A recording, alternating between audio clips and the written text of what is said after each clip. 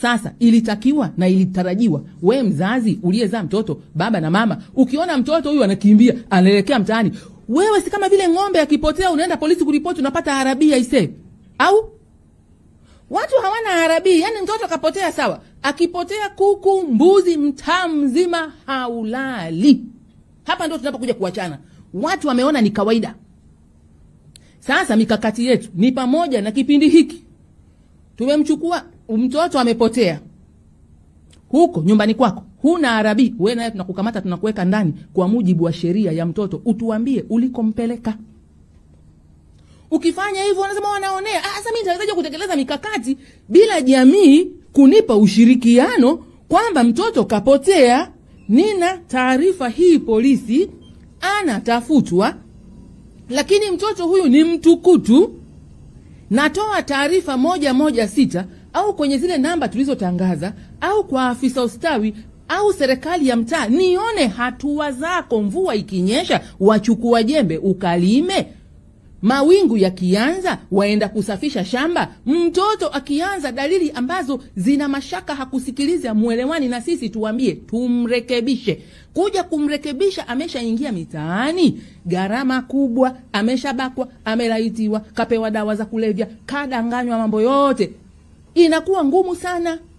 Ndio ninachosema hivi, sisi ni watunga sera na miongozo, lakini bila wananchi kutusaidia tutekeleze pamoja mambo haya watoto wa mitaani, hatutaweza. Mikakati mingine tumesema tukimbaini akiwa nyumbani tutamtengeneza, akishindikana tunajua tumpeleke kwenye channel gani ya maendeleo na ustawi wake. Tuna makao ya watoto. Makao ya watoto tunaenda kuwatunza wale ambao wameshindikana ili tuwarekebishe kutokana na vituko wanavyofanya huko. Wengine wanarekebishika, wengine wanashindikana, tunajua tuwapeleke shule ya maadilisho. Kwa hiyo ndugu zangu, nitaka nijiseme hilo kwa kina ili mnisaidia. Nasimama mkurugenzi ananiambia muda umeenda. Matukio watoto kujinyonga, kwanza tuweze kujua dalili za mtoto anayeelekea kuchukua maamuzi magumu haraka kabla hajachukua hayo maamuzi magumu. Haya ni masuala ya malezi na makuzi. Ndio hiyo program tulioisema. Mawasiliano ndani ya jamii zetu yakoje na watoto wetu? Baba unaamka saa 10 usiku kwenda kwenye kibarua, mama anaamka saa 11 tunarudi saa 6 watoto wamelala. Wanakutwa na madhila gani? Nani anayeongea nao? Tunatenga siku ngapi kwa wiki, kwa mwezi kuongea na watoto wetu, tujue yanayowasibu. Watoto wanapata hasira, hawajui wa kumwambia. Niliona mmoja kajinyonga, kakosa gauni la Christmas. Sasa kama gauni la Christmas ni shughuli huko lilikotokea hilo tukio, watoto wanaelewa uwezo wa mzazi? Au mzazi wanamwona tu anajivinjari kule, anaburudika, alafu hajali hawa? Tunawajengaje watoto wetu kwenye saikolojia ya kwamba maisha yetu ni haya, tutafanya hivi? Wanasema wanasayansi, mtoto umleavyo kwenye kipindi chake cha umri wa miaka 0 mpaka miaka 5 na maximum miaka 8 ni kipindi unaposimika ubongo wake uweze kukuamini wewe na kukusikiliza wewe, kwa sababu ubongo unakuwa umekuwa kwa 90%. Ukija kupambana na mtoto ameshafika miaka 12, 13, huku nyuma hukuwekeza, anaingiziwa vitu na ulimwengu tofauti na mwelekeo wako wewe, wala hata kusikiliza. Kwa hiyo ninaomba tuwekeze kwenye malezi na makuzi. Neno nijitumia bond. Tuna bondi vipi na watoto? Akikerwa sana atakwambia, mabaya na mazuri utamwambia. Tunaenda nao misikitini, tunaenda nao makanisani, lini?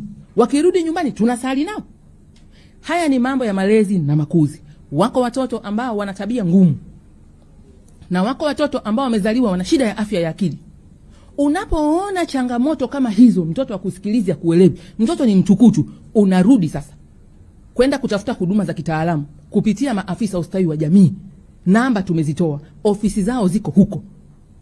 Bwana mimi amenichosha, anafanana na mama yake na bibi yake na babu yake na shangazi yake, ondoka kwangu.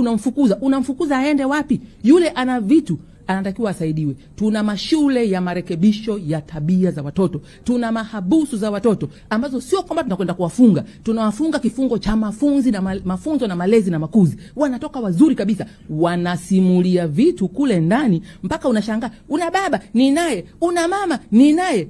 asikilizwi. Kwa hiyo anatengeneza kitu cha yeye mwenyewe kujilea kwa akili zake zinavyomtuma. Hili ni swala la malezi na makuzi. Ninaomba kipindi hiki cha pili cha serikali ya awamu ya 6 tulivalie njuga, kila mzazi aweze kujua dalili ambazo sio za ustawi za mtoto wake na kutoa taarifa ili tumsaidie kitaalamu kama hatua alizozichukua imeshindikana.